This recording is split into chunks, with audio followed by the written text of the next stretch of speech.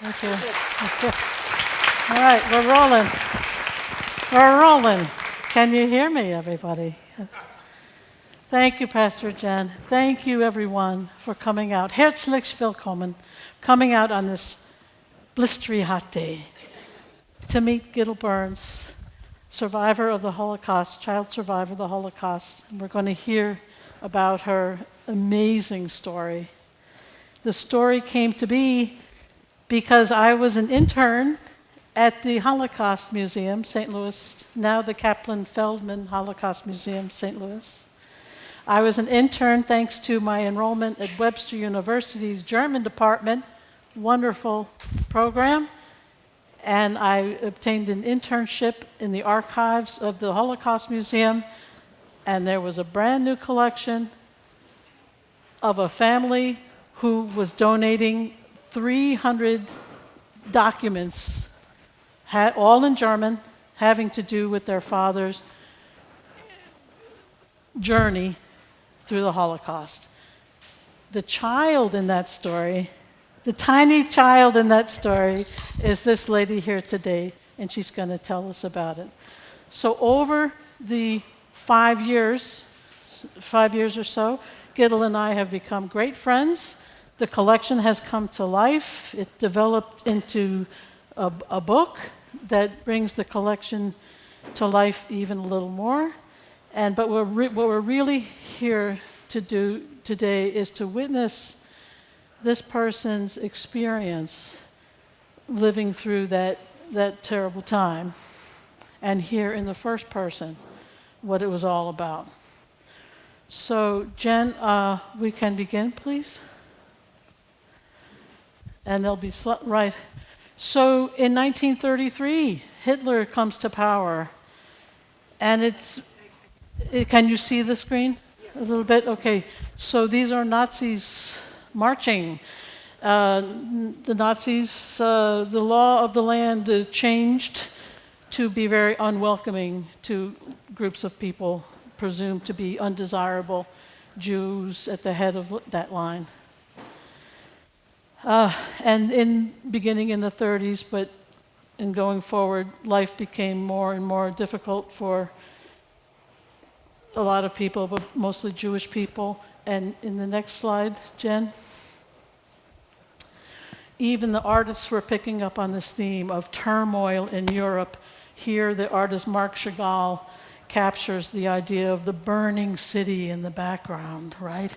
And this sorrowful, holy man, or maybe an ordinary man, holding on to his Torah and witnessing the great turmoil of cities on fire. This was the tone of Germany in the 30s. Okay, next. Ordinary people, ordinary Jewish people, were caught up in this. Gittel's father is Walter Berger. You can be seen the second over, working in his family store. He's an ordinary guy. It's the Berger brothers. Gebruder Berger means Berger brothers. He's an ordinary guy. They had a family store. The Nazis came in and take the store, like they confiscated so much. In the next, this is the inside of the store. So this is a thriving business serving the town, big town, and they have a little bit of everything in the family store. It was all taken by the Nazis. Next. This is Walter, Gittel's father, played the violin, worked in the store. He was an ordinary man, a noble German man, loved his country, served in World War I. He became undesirable and needed to be pushed out along with other Jewish people. Next. Gittel was born. That's when I was cutie. You're still cutie. Oh. Gittel was born in October 1938, while Walter had been swept up by Nazis with other Jewish men and put in a concentration camp for a period of time. She was born, and I think of your mother, Gittel. giving Yes. birth in this terrible time, right? All by herself in the household. Okay, so Walter, next please. Walter is released from Buchenwald on the condition that he take his family and leave Germany. At the beginning, this is what the Nazis were trying to do, was push the undesirables out. Move them further and further east, right? Just get them out. Hitler had this idea to ship all the Jews to Madagascar for a while. This was one of his crazy ideas. So when Walter was let out of Buchenwald, he tried very hard to find somewhere to go. United States, somewhere else in Europe, maybe South America, maybe Palestine, right, which is now Israel. The visa situation was very tenuous. Remember, the world had been through a Great Depression, and the borders were not open in all kinds of countries for especially poor, regular people. So one by one, he got rejected from any country he tried to take his family to, right? U.S. wouldn't take him, England wouldn't take him. He wanted to stay in Europe. He's a German merchant. I wanted to stay in Europe. He couldn't do it. There was one place left in the world where Jews could go, and that was Shanghai in China, all the way in China. This port city in China, very much like Hong Kong, they were doing merchant business, and they weren't fussy about who needed the right papers or not. And this time, at the end of, this is now night, so he gets out of Buchenwald in January 39, starts looking immediately, now it's April 39, was able to raise the funds with help and gets on ticket on this ship, which was basically running a shuttle between Italy, Genoa, Italy, and ran all the way through. Could we have the next slide, please? This is his ticket, bought a first-class ticket, right? So these are all documents from the collection that Gittel's family donated to the museum. Look at how, it's a beautiful ticket, right? Okay, next, please. This is the route, if you can trace it with my handwriting. Starting on the left, he starts in Germany, and the ship goes down through the Suez Canal, down by Sri Lanka, tip of India, refuels over there, down, winds around, up past Hong Kong, and winds up in Shanghai. The journey took a month, and it was a one-way ride for Jews who had nowhere else in the world to go. It's the other side of the world for this Jewish merchant with a wife and a 7-month-old baby. Next. Gittel and her mom and dad find themselves here in Shanghai, bustling port city. Next. And living in dormitory conditions. Basically just trying to find a way to live out the tensions. So at this time in 39, Germany had not yet invaded Poland. Technically, we're not in the war yet, but we will be very soon. So now we have to wait till the war ends to be able to get out of Shanghai.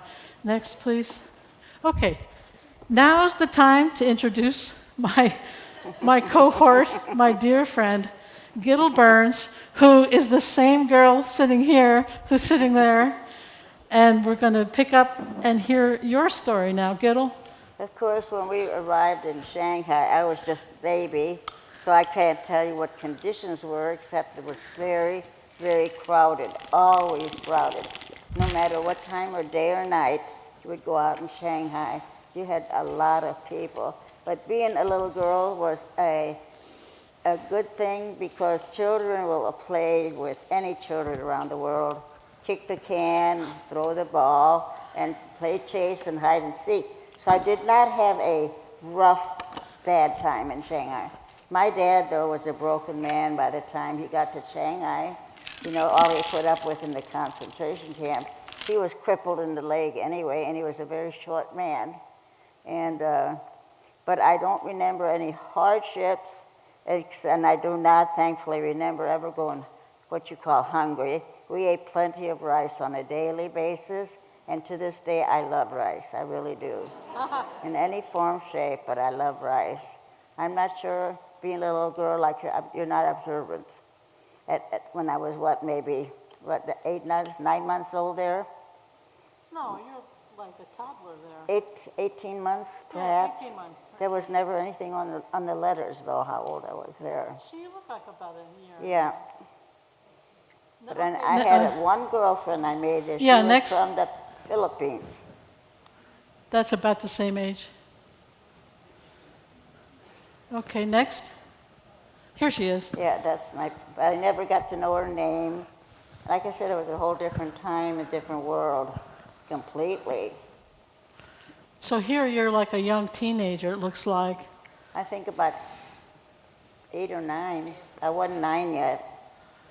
You don't look unhappy. I mean, no, not at all. Maybe you found, we played. You know, kids are like that. You find yourself where you are and you make your life. You just adjust to it, you know. Yeah.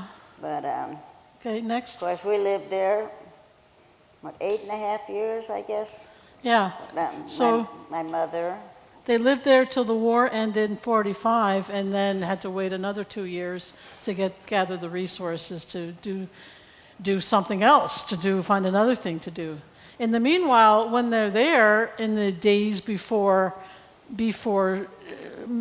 email and Facebook and all of that, all they had was letters back and forth to whoever was blessedly still remaining in Germany. People were leaving as they could, or as they were evacuated, right? So the ones who were still there did try and keep in touch. And here's Walter Berger getting a postcard from his brother via Siberia.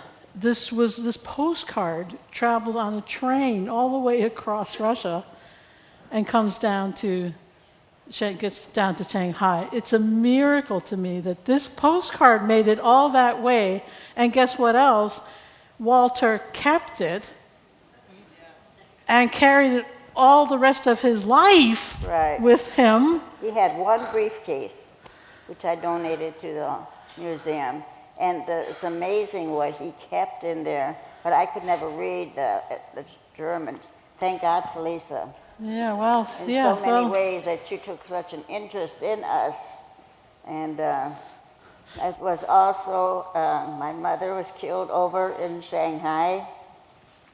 Pretty close to the end of the war. It was they had went to the market there, and in those times you went to the market almost every day. And usually I went with my father, my papa, more than my mother. I don't remember my mother very well. I was so young. But on this day when they were coming home from the market, I was not with her that day, thankfully. But an American bombing raid, this is my mother, Elsie. During the American bombing raid went astray and bombed the area where we lived in the ghetto. And my mother was one of 32 killed that day. And I think 2 months later, the war ended.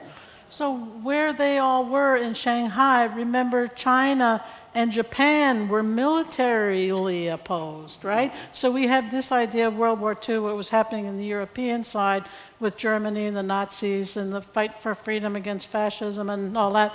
But the Japan and China were fighting militarily for predominance of that area. So after Pearl Harbor, the United States was not so crazy about Japan anymore. And so toward the end of, what we say to the end of the war in 45, July 45, bombed a Japanese radio tower in Shanghai. It was not any fun with the Japanese there. No. That much was for sure. No. I'm glad I was a child then and not a teenager. Do you think your But things parents? were so different. Do you think they could have like protected you from horrors of people? I don't think so. I'd ever thought of it that way. Yeah. But I didn't even know my mother had gotten killed for months. Till months later, my dad just didn't know how to tell me. Yeah. Well, that's a little bit know? overprotective. Like you're not going to notice your mother wasn't there.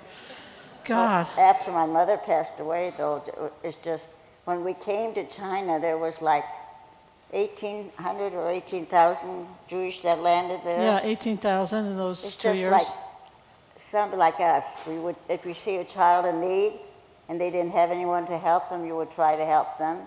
And this is what happened to me. I was shifted from one to the other. I mean, it was my poor dad trying to raise a 6- and 7-year-old.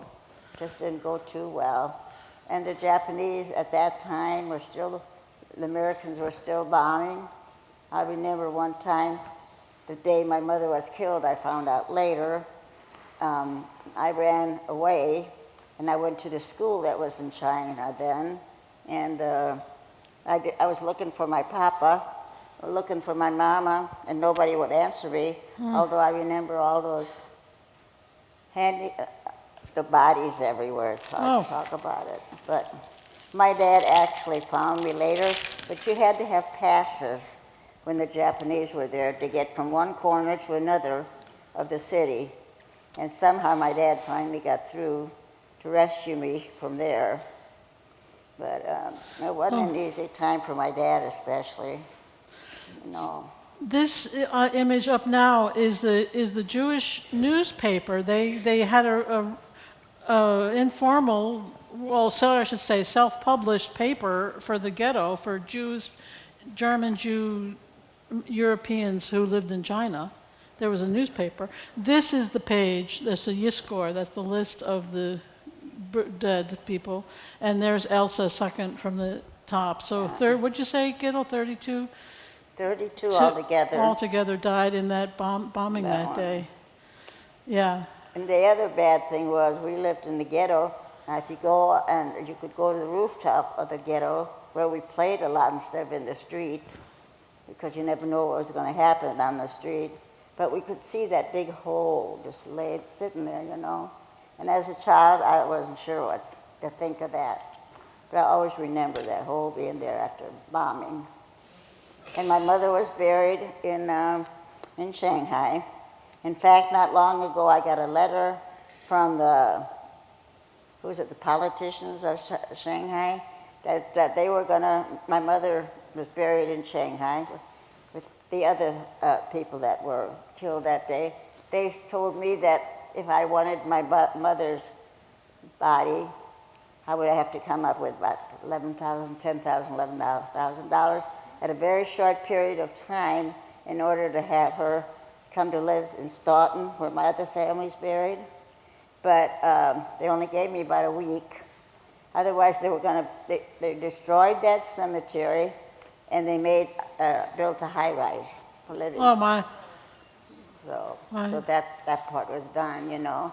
I mean, I know there would have been nothing there of my mother, but it was just a thought. But to now, have her, you know. Yeah. Next. This is Gittel's passport picture when the war is over and she's finally going to come. She had to remember these were people without a state, right? They're not Germans anymore. They had to create documents. This is the photo that was taken when she's going to come. So you're 8 1/2, right? Because you turned 9 on the ship. So you're a little over 8 in this picture. I had my 9th birthday aboard ship. Next. And actually, That's that the was a whole good time. affidavit. So part of Walter's intensity with saving all these documents is that he didn't have a passport anymore. The Nazis canceled out people's passports. They were nothing, no identity, no citizenship. I don't even have a birth certificate. So he kept everything because they had to keep making affidavits to prove who they were, right? I mean, he had to keep every receipt of everything. And I think it compounded upon itself that he just really wanted to just hold on to every piece of identity. That would be my instinct, too, when everything's been taken away. So here it explains in prose the situation, and then there's her picture, and that counts as a passport. Next. And what's that? That's a receipt for some stuff they got for the ship. That's the blankets or something. The Navy. So the Displaced Persons Act, after the war was over, the United States mercifully lifted the quotas system temporarily for refugees. And Gittel and Walter were able to come because Mom is gone now, so it's just this man and his minor child. I don't know how he done it. Like I said, he was such a broken man by then. Yeah. Nothing was what you call normal, you know, and I was too young to be of any help there. Later on in life, I began to realize all he went through. When I was younger and my dad wanted to explain more, I wouldn't listen because I was young. I was just a child, you know. Well, but I had my 9th birthday aboard ship. Next. My dad played the piano. So here's the Marina Lynx. This is the Navy ship that so whereas those Italian ships were like shuttles, transformed those boats from tourist trips into Jewish refugee shuttles to Shanghai, now the war is over and the Navy ships were transformed into refugee. It's a little bit a similar kind of shuttle because these ships were full when they went from China, and in this case to San Francisco. And so Gittel, you turned 9 on that ship. Yes, and the American soldiers were wonderful to us children. Yeah. Put us on their shoulders and gave us candy, of course, and gum. And even in China, though, before we left, we started getting care packages where the candy, the Milky Way was, and I still like that to this day. You know. Next. But we got some nice things in those packages. They kept us going. And then here we go into America, though, here. My dad is again in another country, has to learn the language, and he could hardly do that. My dad didn't get to do much in America. We came through San Francisco, not through New York. And right, because you went, so they come the other way around the world. You know, I'm from New York, and everything is about Ellis Island and coming this way across the Atlantic. And it kind of didn't dawn on me, because I had never heard of Jews fleeing to Shanghai, that you could also go the other way around the world. And so I made this map showing that from Germany, go around India and up to Shanghai, and then across the wider ocean, the Pacific Ocean, and then you enter the United States on the other side. That took a month also. And that took a month. That took a month also. Wow.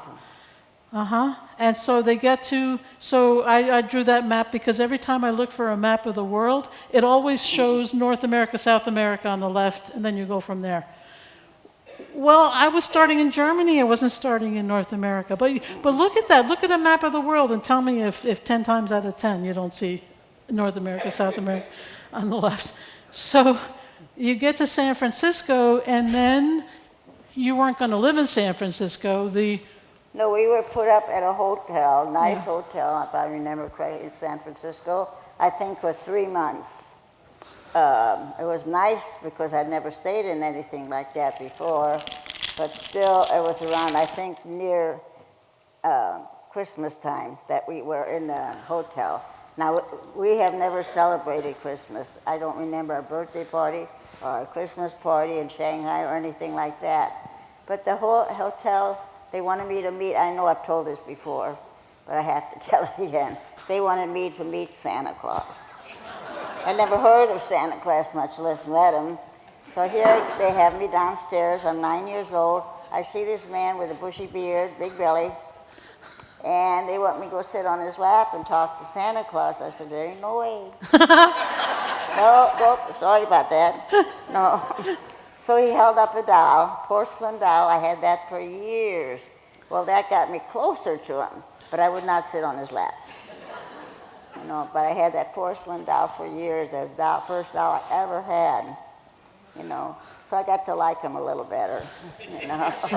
So when they were in San Francisco, there were Jewish Hilfsverein, it's called. They were service organizations helping Jewish refugees, and they met with Walter and suggested 3 cities to maybe go to, and because you don't stay in San Francisco, you have to go on somewhere. And Walter chose of his options St. Louis, yes. because he'd been told, or he was led to believe, that there'd be work for him. Work was plentiful, yes. So that was the hope. So you got on a train. How did you like riding a train from San? Didn't like it because you didn't we like went it. from train to train to train. Yeah. And all I remember is the uncomfort of it. It's not like nowadays the train. You got all the comforts there. The bar too. But like I said, it was kids adjust. I'm glad I was young, and I'm sorry I didn't pay attention more to what my dad went through. But my dad was very intelligent. But coming over here now from Germany to China, learn the language there, then you come to America, you got to learn another new language. He just could not adjust to the new language. He tried, because at that time I was helping him going through school, and he just could not. We would go out in public and he talked half German, half English. Of course, I talked it then fluently, and I would say to him though, Papa, speak English, speak English. He said he got so tired of hearing that, but he never could. So actually he was just more or less a laborer, like a baker's helper and stuff like that to make money. And he was alone taking care of me. No mother, no grandmother, no relatives alive left to help him. I don't know how he done it when I think back on it. How did he find pleasure in St. Louis? Well, my dad was a musician, a very good one. I still have his piano and his violin. The violin's probably over 100 years old now. And my oldest daughter keeps that because she remembers her grandpa. And he got to make friends in University City. I guess some of you know where that is, right? And because he could play the music instruments, he got to make friends with them, and he always stayed. He was a dedicated Jewish person. I was not raised that way because there was no way to go to synagogue and that, living in the city. And we lived in the poor neighborhood here in the city, very poor neighborhood. But he made friends, and he celebrated. He'd pick a little corner from whatever apartment we would live in and put his candles up and his prayer book. Oh, faithfully he kept that going. He really did. And I'm sorry now that I didn't pay more attention to him and learn myself, I've thought of that, Gittel, over the years and working with this material. It's really remarkable how much just documents how you can, over time, get a feeling of things. And I get a real feeling of devotion from this man, and that his faith sustained him. And he had the most difficult of circumstances, being thrown out of his country, his store taken, his wife dying, right? Traveling with a child to another country. I think he found sustenance and nutrients from his faith. He found a community, right? He went to shul in South. I'd say the last 12 years of his life, he was, what I'd say, happy. Good. Content. Next.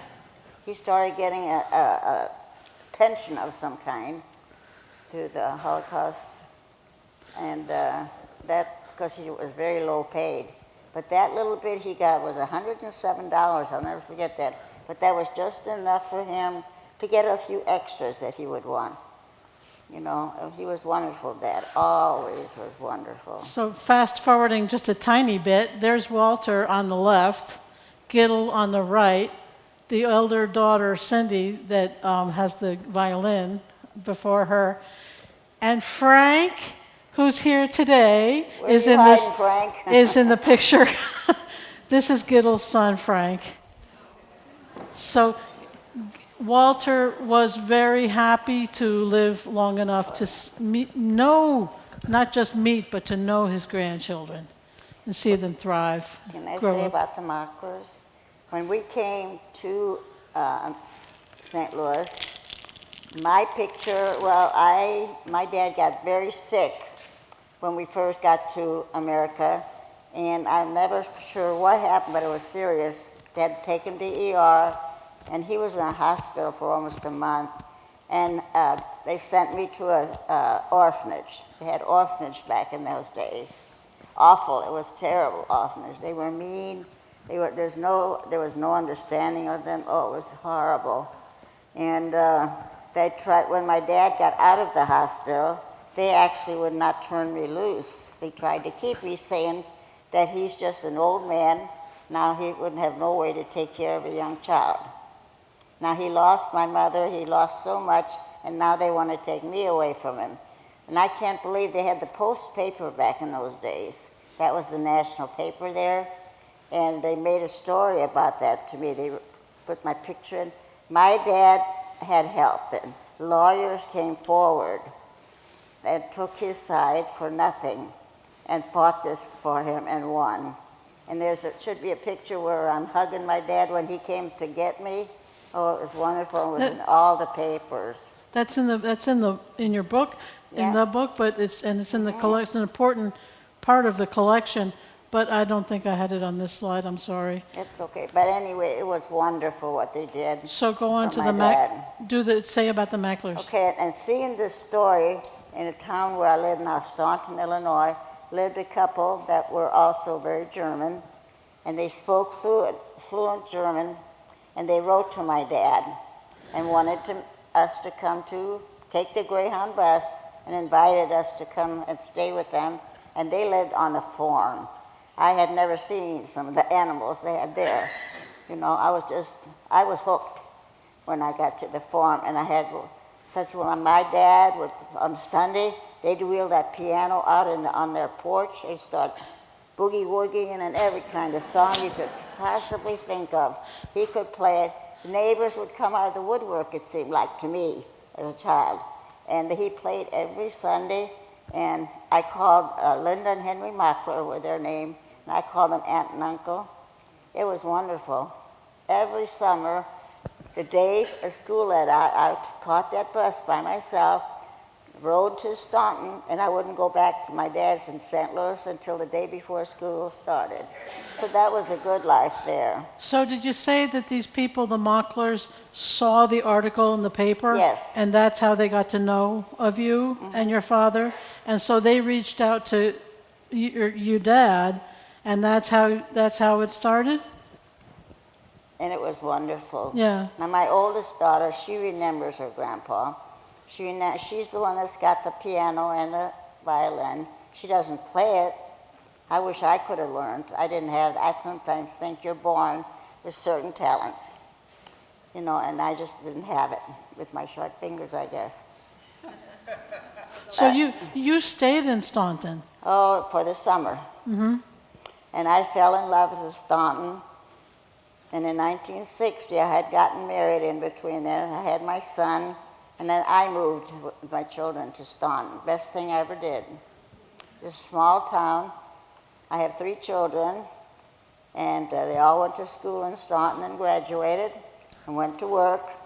And I love it still, I really do.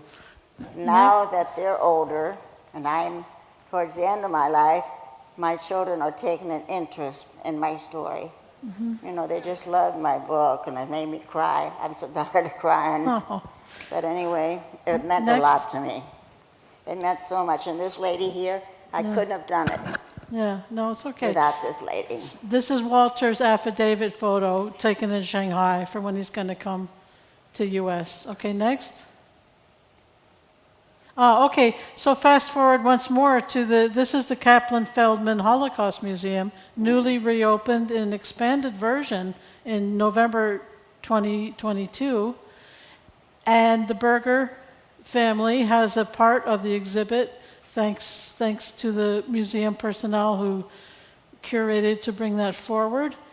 And it's part of an interactive exhibit permanent exhibit attempts to escape, and you can press the buttons and see if you press this what happens. And this story is one of the choices. And there's the baby Gittel. Can you see her on her thing? Again. Yeah. And you're actually, I see when I took this picture, Gittel, I see the back of your head on the right of the frame there. Oh boy. So this is proof you were there that day. So this story is enshrined in the museum. And I'm so proud of that, so very proud.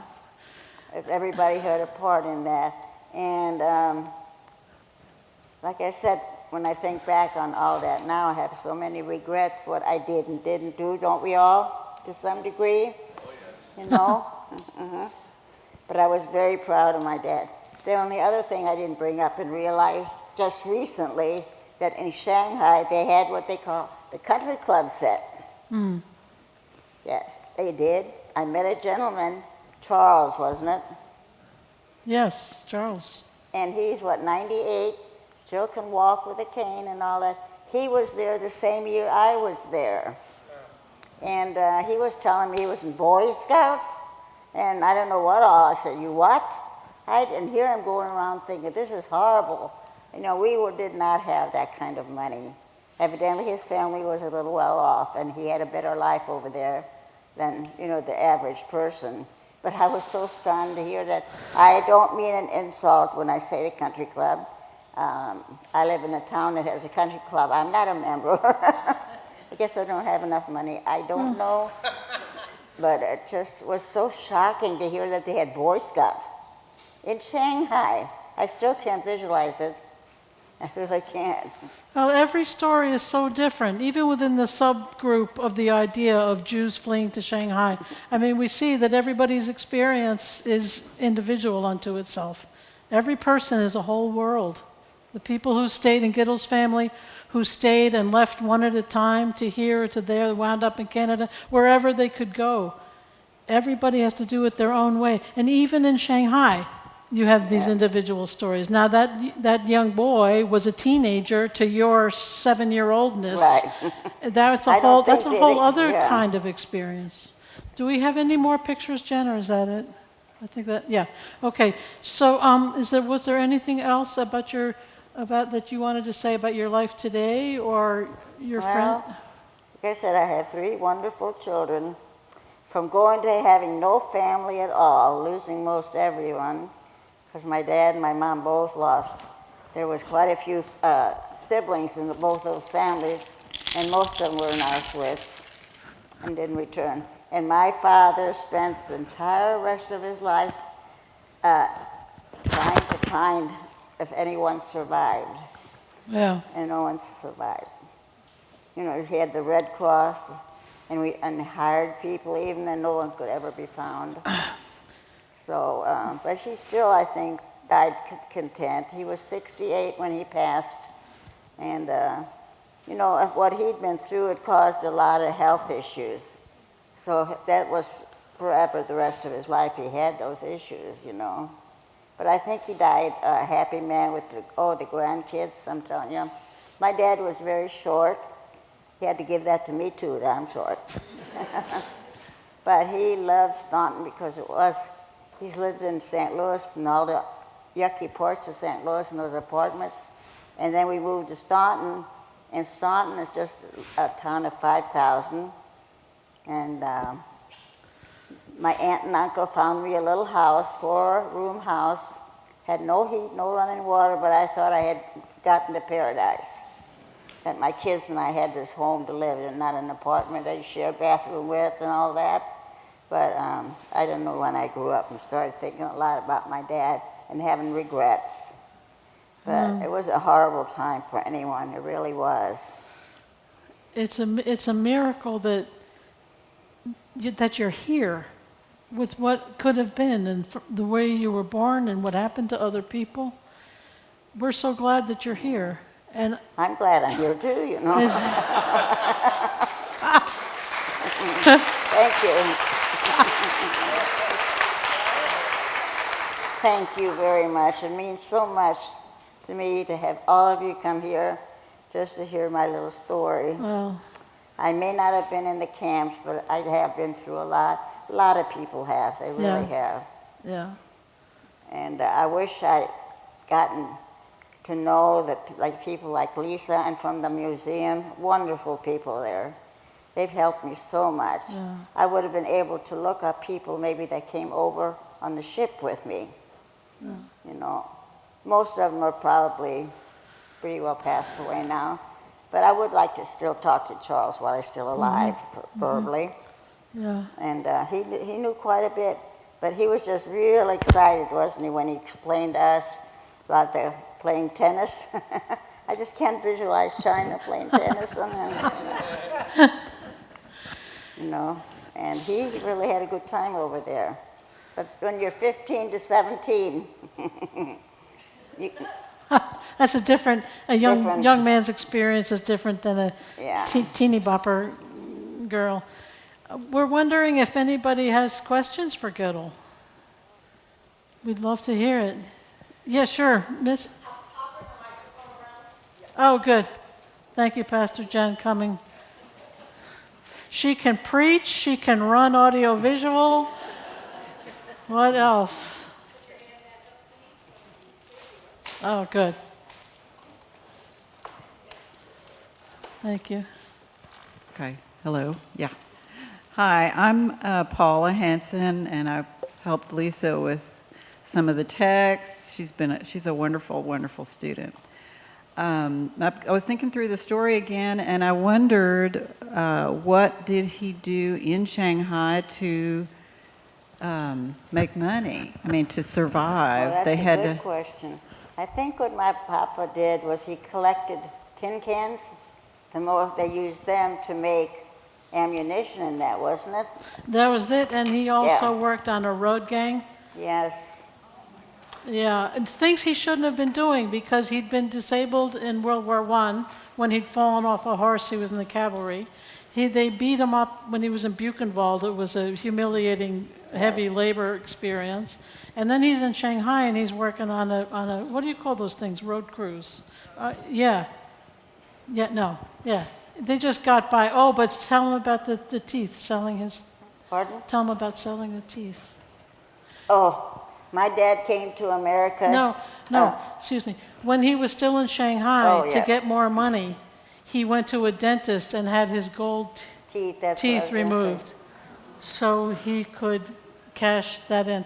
And Gittel and I went with her other daughter, Angie, to the Auschwitz traveling yeah. exhibit in KC the other year. Did people go to that? And we're sitting in the back of the car, and Gittel all of a sudden goes, "I'll never forget how my father had teeth pulled so we could get money." And I thought, what? But you said he did that more than one time. Twice, yeah. He said he saved those, actually saved that, not knowing what was going to happen, but for some reason, something must have went through his mind for him to, to save those gold teeth. But anybody ever go to that Kansas City display they had? The Auschwitz traveling exhibit, did you go? That was a good, yeah. Oh, that was something else. Yeah, they had the railroad car in the parking lot. Oh, that tore me up. Yes, that tore me up. Yeah. That was a wonderful exhibit, though. I mean, very heart-wrenching. Yeah. Think what some of these people went through.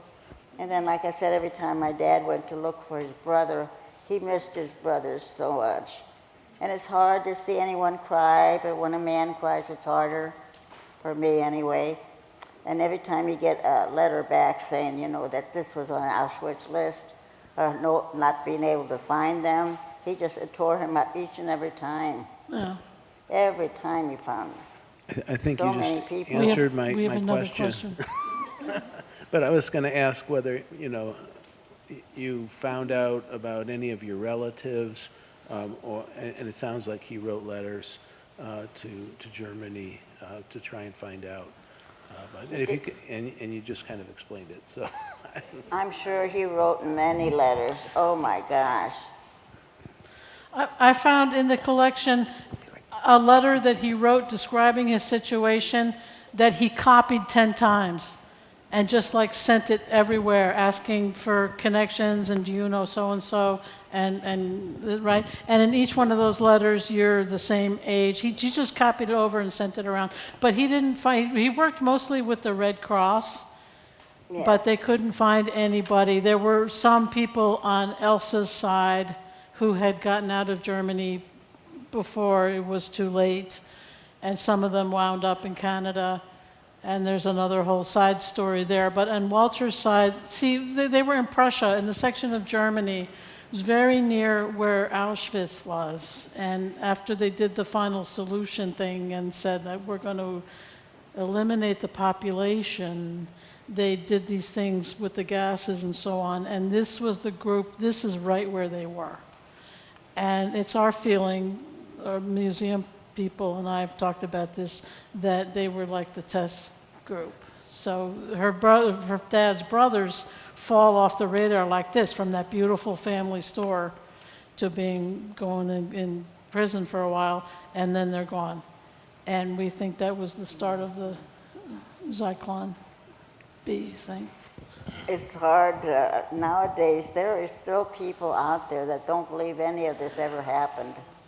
You know, and that's why people, I'm not the best speaker at all, but I mean, if people should remember so it never happens again. You know, it was an awful time for many people. Now, he found one cousin. His wife's cousin. His wife. Anyone he found, the two cousins were on my mother's side. My dad never found anyone on his side. And of course, my mother was gone already. But my cousin, by the time he found them, lived in Canada. He had escaped to Canada, and he was a very smart businessman. He became a millionaire. But before we could even meet him, he developed brain cancer and passed away. So there really was no one else. And that really tore my dad up, too. I'm surprised he didn't go around all the time crying.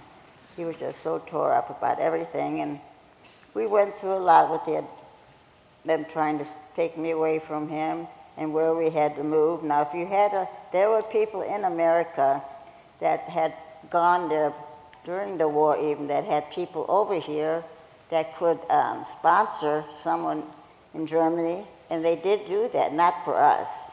We didn't have anyone.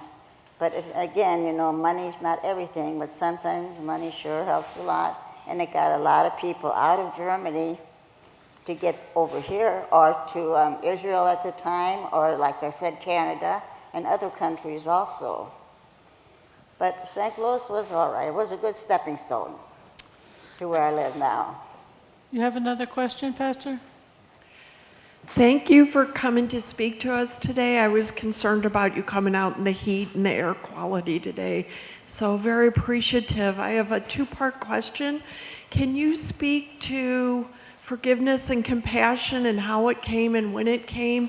And can you give us any words of wisdom for today in our increasing fear-based hate divisiveness?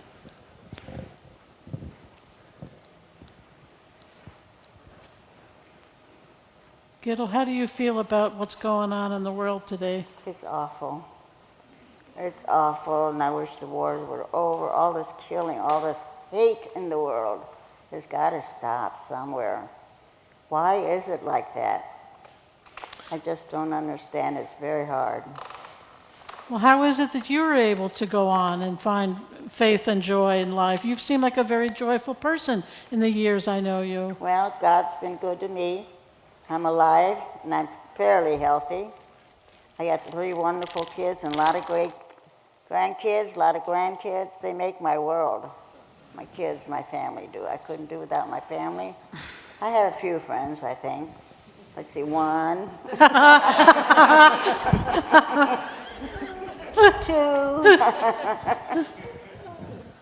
No, I think I've been blessed in many ways. But I talk to One my more? papa every night. Okay. I had a wonderful marriage for 42 years. So yeah, I've been lucky. I've been very lucky. And I think we have one more question. Gittel, hi. Thank you Hi. for sharing your amazing story. It just brings me to tears practically, but also I can feel a lot of the joy and things you're saying about your life. This is jumping back just a little bit, but I was curious, your month stay on a ship from Shanghai to San Francisco, what was that like? Was the ship packed? it Did you was share, did you sleep on the deck with your dad? Did you all No, we share had one shower? Or? We had cots, and they had actual showers.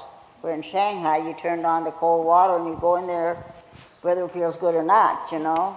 But we didn't have that. But that ship coming over, I remember vividly. Everyone was so kind to us. We had good food.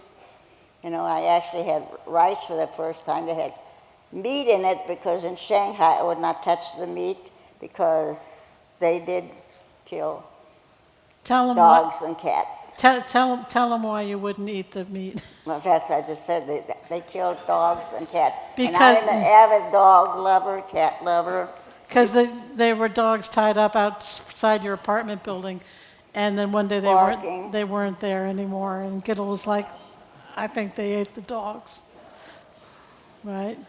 So I never touched meat after I found that out. Plain rice was fine with me. But on the ship, you know, we were told that was cow or whatever, and yeah, that was pretty good, the rice with that kind of meat in it. But they were very good. I think we were all we didn't understand where we were going or anything like that, you know. But we were told it was a better place, and it certainly was. I was very lucky. I was one of the lucky ones to come to America and make a life for myself, my children. Thanks, Gittel. Thank you so much for meeting with us today. You've all been so wonderful. honor. I'm not a good speaker, so You do fine. Oh, one more, yeah. I know I'm late to the questions, but how long did it take you before you were able to talk about the situation that you went through? that's a good question, because I'm a very emotional person. Years. I don't know how many years, and it's still very hard. It hits me here in my throat very hard, especially when I think about no mother. You know, I have to admit, when I see families now even, I get very envious, you know, because I didn't have that. So I hope I was a good mother to my kids. What do you say, Frank? Where have you buried yourself? So in conclusion, I just want to thank everybody so much for coming, and thank you, Pastor Jen and Eden, for making this sacred space available for this important witnessing. Working with the collection, the motivation was to reveal the contents of the collection best as we could for Gittel and her family, and She so. has done. But as it turned out, it became first a story that I wrote that Walter did this and Walter did that, and then over time, it turned into a kind of a narrative, and I wrote a book encompassing the collection, where I pretend to be Walter and show the documents and so on. It's all by happenstance that it worked out, that it became a book, and it came out this year, and we've got it, and Gittel signed copies of it, and it just reveals all the details of the collection, says more about the museum. And outside of that, I made a handout about Shanghai for free videos and such about Jews going to Shanghai. And I made copies of the article, the wonderful article that came out in the Kirkwood-Webster paper, Webster-Kirkwood paper, it's a full page about this talk today. I can't wait to see it. Yeah, you haven't even seen it yet, that's right. No. Anyway, it's available as a newspaper or as just the article. And thank you again, Pastor Jen, for having us today. Yes, thanks all of you.